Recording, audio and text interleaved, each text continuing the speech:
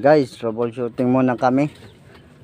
Isuzu forward 6HE1, nawala yung supply ng electrical papuntang fuse box at saka sa dyan, no, sa ignition switch. Guys, wala siyang supply. So ngayon nawa namin, guys, may putol pala na wiring, yung main wire nya, yung supply talaga papuntang fuse box at saka ignition. Ito, guys, oh, kita nyo to, nilagay na namin, guys.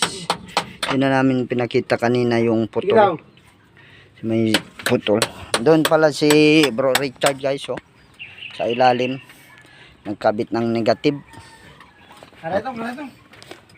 Bakit? Maluwag pa yung battery clamp, guys. Ayan, may supply naman siya, guys. Tingnan nyo, tumutunog na yung, umiilaw na din yung hazard nya. Ito, putol pala yung main supply nya. Sa mga may Isuzu forward 6HE1 dyan, pag ganito yung nangyari sa truck nyo, guys, check nyo lang yung main supply papuntang fuse box at saka papunta doon yung sa ignition. Wala talaga ang supply, blackout. Check nyo din yung wire na nandito sa may starter.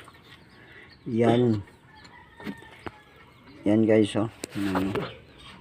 Yan yung naputol.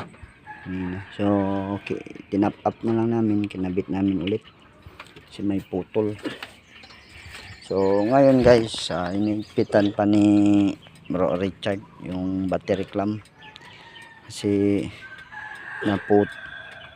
kasi loose contact, may corroded kasi yung battery post. So nilinisan namin kanina, guys, nilagyan din namin ng grasa yung poste para iwas corrosion. So ngayon, guys, dito na ako sa ignition. So yan, no, kita nyo, guys, umiilaw na yung dashboard. So subukan natin pandaring, guys, kung gagana ba yung pag-ayos natin ng electrical.